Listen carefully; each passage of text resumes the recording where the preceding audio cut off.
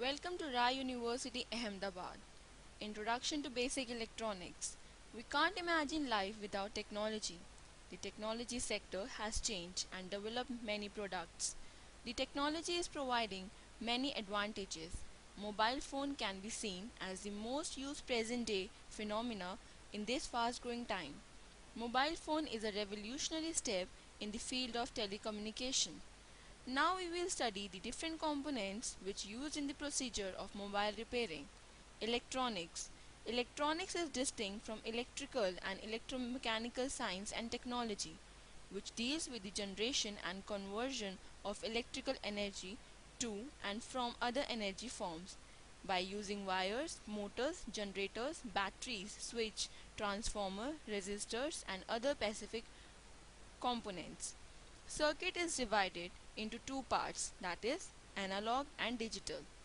Voltage. Voltage, also called electromotive force, is a quantitative expression of the potential difference in electrical charge between 2 points in an electrical field. Voltage is the potential difference between two charged conductors. Different cell phones have different batteries and different voltage requirement. Current. Current is a flow of electrical charge carries usually electrons or electron deficient atoms. When a charge is forced to move by applying voltage, then current is produced. Batteries.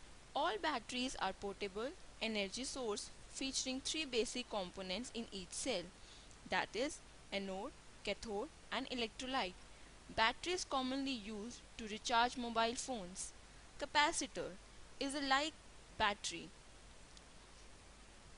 Capacitor is like a battery, although they work in completely different way. Capacitors and batteries both store electrical energy. It provides enough energy to power a cell phone. They contain at least two electric conductors separated by a dielectric, that is insulator. Thank you.